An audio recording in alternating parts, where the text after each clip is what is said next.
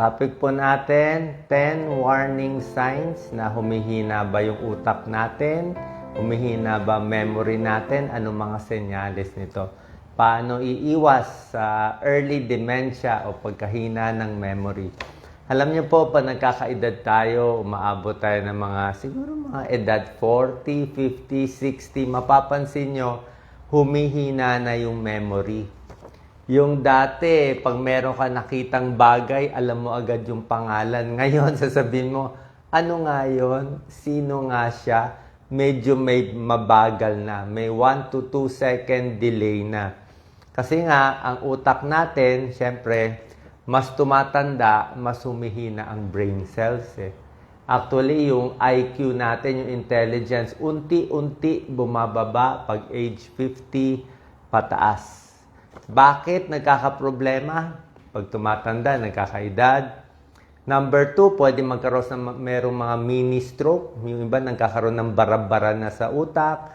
Pwede sa pollution, sigarilyo, cholesterol.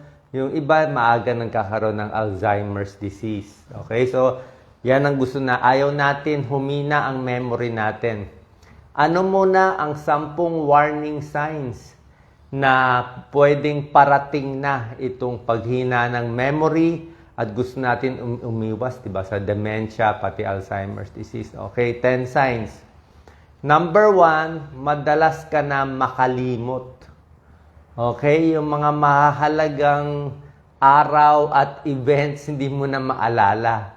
Minsan, tinatanong mo, ano nga yung sinabi mo? Ano nga yung tanong? Pakiulit. Okay? So, medyo mahina na yung memory mo. Hindi yung minsan naiwan mo yung cellphone mo, okay lang yon. O yung susi, minsan naiwan mo, pero yung medyo madalas na. Number 2, ito ang early sign ng dementia. Yung mga recent events. Normally kasi, dapat yung mga nangyari kahapon, last week, dapat alam na alam natin yan recent yan Pero yung mga nagkaka-dementia, kahit yung nangyari kahapon o minsan kakakausap lang niya sa tao, hindi na niya maalala. Okay? Ang matagal mawala, kahit may dementia yung tao, let's say meron kayong kakilala, magulang na may dementia, yung mga lumang panahon, hindi niya makakalimutan yun. Nung bata pa siya, yun, nandyan yan kahit may dementia. Pero yung ginawa niya kahapon, yung kinain niya kaninang umaga, hindi na niya maalala. So, recent events ang nawawala. Number 3, warning sign na humihina na memory. Hindi na masabi yung word, yung object, yung pangalan ng tao. Pa nagsasalita, tumitigil na, puro na ano yun, ano yan. Hindi na niya masabi. Number 4 sign, poor judgment na siya. Poor decision making. Mabilis na siya ma-scam, mabilis maloko ng fake news. Minsan yung mga decision niya mali. Let's say, meron siyang gamit, imbis na itago sa cabinet, nilagay sa refrigerator. Alam mo yung medyo mali na yung mga decision. Number 5, nagkakaproblema na sa pera. Okay, hindi na niya alam saan niya tinago yung mga pera niya. Importanteng gamit. Okay? Yung mga kung may cheque, di ba? At minsan dito, itong number 5, napakahalaga, naninisi na siya ng ibang tao. Kadalasan magsisisi siya. Sasabihin niya, siguro ninakaw mo. O ninakaw niya yung ito, di ba? O lagi siya magsisisi, kaya nawala, may kumuha. Pero hindi mo naman ninakaw. So, minsan nag-iimbento na ng kwento. Okay? Papunta na sa Alzheimer's yun and dementia. Number 6, disoriented and confused. Ito yon. Minsan naliligaw. Naligaw, pumunta, bumili ng ulam sa palengke, hindi na makauwi. Okay? So, pag ganyan na, disoriented na sa lugar, sa surrounding, sa oras, sa lugar, sa date, dementia tawag doon. Okay? Pag sinabing dementia, maraming cause yun Dementia is yung pagkaulianin. Pwedeng may mini stroke, pwedeng Alzheimer's, pwedeng baka may problema sa utak. Pero meron ding ibang cause, baka na sobrang stress lang siya. Meron ganon. Baka may mental health problem lang, o baka kulang na sa tulog, minsan ganon lang. So yan, number 6, disoriented. Number 7, Pati yung ordinary na bagay, hindi na niya magawa. Mag-open ng air condition o maggamit ng washing machine o yung mga household appliance o mag-open ng television, hindi na niya alam paano gawin. At minsan ito yung may sign na hindi na malinis sa sarili. Hindi na makaligo, hindi na makasuot ng baro, hindi na makatoothbrush. So, nakakalimutan na rin niya paano gawin yun. Number 8 sign na malapit na sa dementia, umiiwas na sa tao. Hindi na kumakausap. Medyo depressed na, okay? Number 9, personality change. Mainitin na ulo. Irritable, galit, mabilis uminit ang ulo. Parang, ang tunay na dementia, parang sabi nila, parang nandun pa rin yung nanay mo, pero parang wala na yung personality niya. Parang yung body na lang naiwan. Pero yung utak niya parang nawala na. Parang naging baby. Naging second childhood. Yun yung malalang dementia. And number 10, yung mga daan, hindi na niya alam. Okay? Mga distance. Yung mga basic. Hindi na niya alam, 2024 ba? Anong year na ba? Sino presidente? Hindi na niya alam. So, ano magagawa natin? Yan, habang bata pa tayo para umiwas sa dementia, para tumalas ang memory. 10 tips na napakahalaga. Number 1, habang bata pa o may edad na, dapat regular exercise. Sinabi ko nga, at least 30 minutes of exercise, 5 days in a week, kailangan pinagpapawisan ka, kailangan dumadaloy ang dugo mo sa paa, sa katawan, sa puso, sa utak. Subukan niyo yan. Kung mahina memory nyo, inaantok kayo, maglakad-lakad kayo. Pag naglakad kayo, gagana na yung utak mo kasi gaganda yung brain flow. Kaya nga yung mga estudyante, di ba, pag hindi makaaral, pag hindi alam yung isasagot, anong ginagawa? Naggaganyan-ganyang kamay, nagkukuyakoy, di ba? Kasi pinapagana niya yung blood flow. Meron ding technique, chewing gum. Sa mga estudyante, pag mahina memory mo, mag-chewing gum. May pag-aaral na habang nag-chewing gum ka, gumagana yung utak natin. Parang may movement. Number 2, brain foods, healthy diet. Tunay po to, may tulong yan. Yung mga omega-3 fatty acids para sa ugat. Kasi utak natin, puro arteries yan, puro ugat. Mas maraming blood flow, mas buhay na buhay yung utak natin. So, omega-3 fatty acids, fatty fish, galunggong, dilis, salmon, bangus, sardinas, hasa-hasa, lahat yan isda, omega-3 fatty acids, brain food. Maraming antioxidant. Pwede ring mani, pampatalino, pwede siya. Huwag lang masyado maalat basta mani, pampatalino, strawberry, yung mga healthy fats, avocado, okay, gulay, prutas, green tea, maganda. So, mas healthy ang pagkain, mas maganda. Tapos, syempre, yung kain mo pa konti-konti lang. Number 3, para tumalino, mental stimulation.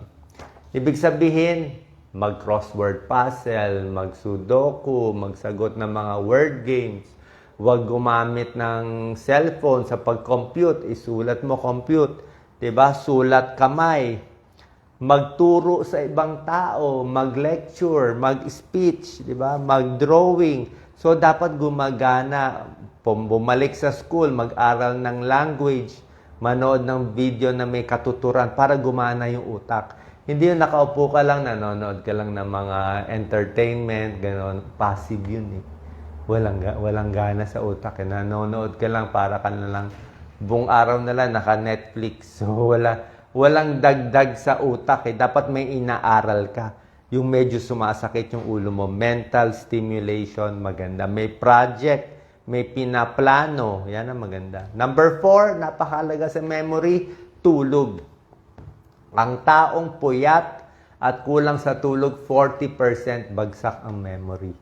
Hindi sila makaalala, hindi sila makafunction. Pero pag kompleto ang tulog mo, mas maganda. Number 5, relax at walang stress. Pag ikaw ay relax, walang stress, pwede ka mag-aral na maigi, di ba? Lahat ng inaaral mo, mabilis pumasok, di ba? Hindi ka magka-cramming. Pero kung very stress ka, kabadong-kabado ka, bukas na yung exam, babasahin mo pa yung buong libro. Sa sobrang mong stress, hindi na papasok yung inaaral mo. Na-stress mo na sarili mo eh.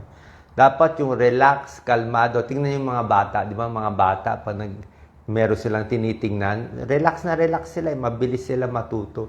Actually, habang bata, teenager, mabilis ang memory. Di ba? Pag tumatanda, humihina na. So, stress reduction, maganda. Laging stress, hindi maganda. Hihina memory. Number 6, ito. Maraming kausap na tao, mas matalino. Kung kayo group leader o leader na isang community, marami nagte-text sa inyo, okay lang yun, na-stress kayo, maganda yun, marami kayong kausap, marami kayong kaibigan, good for the memory. Pero yung mga nakakulong lang sa bahay, mag-isa lang, walang kausap lang, cellphone lang kausap, hihina ang memory. Madidepress pa. So, lalo na pag nagkakaedad na, kailangan meron ng mga social activity, may club sa barangay, volunteer work, support group, lahat yan. Iwas sa depression, good for the brain. Maraming kausap. Number 7, ano tong mga supplement? Sa supplement, actually, wala tayo na-endorse, pero sa mga may pag-aaral, itong mga oily fish, itong mga omega-3 fatty acids. Itong mga fish oil, may konti pag-aaral, maganda sa brain. Vitamin E, may konti lang naman. Pwede meron, pwede wala. Vitamin D, pwede rin. Yung iba, merong ginkgo biloba, para siyang aspirin. Pag sa doktor kasi, kung meron kayong risk factor, let's say may high blood, mataas cholesterol, baka bigyan kayo ng aspirin. Okay, pero depende yan, di naman lahat bagay yung aspirin. Pero aspirin usually prevents stroke sa high-risk patient. Okay din sa utak. So, basta healthy foods. Huwag magpaka-expose sa usok at mga negative thoughts. Number 8, tigil sigarilyo. Sigarilyo talaga pampabara ng utak, di ba? Sigarilyo, alak din. Di ba sinabi nga natin, pag uminom ka ng alak, nababawasan ang brain cells mo. Bakit pag lasing na lasing ka, gewang-gewang ang lakad? Ibig sabihin, wala na eh. Tsaka yung alak, ang problema sa alak, pag uminom ka ng alak, dadaan yan, pupunta sa utak. Magko-cross sa blood-brain barrier. So, hindi maganda. So, yung alak, sira na atay mo, nabawasan pa brain cells mo, kaya more dementia eh. Diba? So, hindi po maganda. Iwas dyan. Protect your brain. Number 9, syempre, check-up din. Kailangan natin ng check-up. Baka may high blood, may diabetes, may ibang problema. And number 10, syempre, kung talagang hirap na tayo at may edad na, mas maganda meron ding tutulong. Kung meron kayong anak na mag-aalaga, merong may anak, may kaibigan, o yung iba mayaman, may caregiver, pwede rin yun. Magbibigay lang akong konting tips. Ito magandang tips to. Paano tumalino sa school? Okay? O sa grupo o sa trabaho. May secret yan eh. Kung kayo ay nasa school, nasa isang lecture room, di ba? Ito lecture room. Ang mga estudyanteng mataas ang grado at mataas ang memory sa school, alam nyo, may position. Dapat malapit ka sa teacher. Teacher's pet. So, either nasa harap ka dito ng teacher, nasa harap ka, o nandito. Yung kita ka ng teacher, yung letter T. Yung harap, yung kaliwa, yung kanan. Pero kung dyan sa trabaho mo, nagtatago ka sa kanto para hindi ka makita ng speaker, walang ano yun. Unang-una, parang hindi mo na-absorb, hindi ka nakikinig, tsaka wala rin yung attention sa'yo ng speaker. So, may secret yan. Okay? Next, anong oras maganda mag-aral? Yan. Pinakamatalas yung utak natin sa umaga. 8 o'clock hanggang mga 11 o'clock, 12 o'clock. Kaya nga yung mga mathematics, science, sa umaga yan tinuturo dapat. Diba? Mas alerto. Pero pagdating ng alauna, alas 2 ng hapon, 2 p.m., antok na lahat yan. Wala na mag-aaral niyan. Okay? Pagdating ng 4 o'clock to 6 o'clock, gagana ulit yung utak. Siguro dyan ka nagre-review. Tapos, maganda mag-review din sa gabi bago ka matulog. Okay, yung patulog ka na, dun mo aralin. Yung antok ka na, yun ang last na tinitingnan mo, yung lesson mo. Para pag nakatulog ka, di sumakit ulo mo, di ba? Pinipilit mo. Pag nakatulog ka, pag gising mo, naka-imprint na yan sa utak mo. Parang naka-xerox na yan sa utak mo. Yun ang secret eh. Before sleeping, aral, tapos pagising mo. Tapos, sabi ko nga, walang cramming. Hindi pwede yung cramming na isang libro babasahin mo ng isang gabi. Wala yun. So, ibig sabihin, schedule mo. Monday to Sunday. Chapter 1 sa Monday. Chapter 2 sa Tuesday. Chapter 3. So, konti-konti lang kaya ng utak natin. Konti-konti lang. Pag sinobrahan mo yung utak mo, wala. Ma-stress ka lang. Aralin mo ngayon, aralin mo next. Another tip, very important. Ito, very important. Pag nag-aaral ka, lagyan mo ng emotion. Emotion, amygdala yan sa brain eh. Yung emotion natin, pati memory, dikit. Kung kailan palagay natin nag 9/11, meron mga sakuna o nag-tsunami o nasaan ka nun. Alam mo nasaan ka nun eh. 'Di ba? Paano? May emotion yun eh. Kailan yung una kayo nakita ng boyfriend mo, ng girlfriend mo, o anong lugar, anong araw, ano yung naaamoy mo, maalala mo lahat eh. May emotion kasi.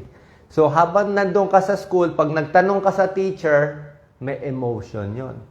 Diba? So, hindi mo makalimutan, nagtanong ka eh. Lahat nakatingin sa'yo. So, o nagturo ka, may emotion yon. So, yung inaaral mo, lagyan mo ng emotion.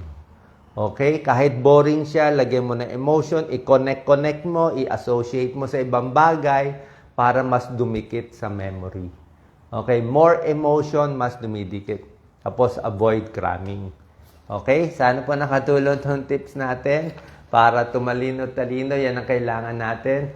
Actually, wala rin yan sa IQ eh. May tao, matalino nga, tamad naman. Diba? Wala namang study tips. Yung iba naman, hindi ganun katalino, pero masinop siya, magaling siya maggawa ng notes, diba? Maganda yung notes ha. Isa pa yung mga index cards, yung mga papel-papel na maliliit, magaganda yun eh. Lahat ng notes, lagay nyo dyan. Tapos ibabaliktad-baliktarin mo. Ito, may memorizein mo para mas maalala ng memory natin. Okay? Good luck po. Kailangan laging tumalino parang tayo, di ba? Aral ako ng aral, sulat na sulat. Memorize na memorize. Okay? Ang utak natin parang muscle. Lagi ka nagkakarga ng dumbbell, lumalakas muscle mo. Lagi mo ginagalaw yung utak mo para kang dinadumbbell mo yung utak mo. Mas dumadami ang connection ng brain. Parang yung utak ni Einstein. Yung utak ni Einstein, nung nakita nila, parang sobra daw laki, sobra daming connection. Paano? Isip ng isip. Okay? Good luck po. Share po natin sa ating kaibigan. Thank you.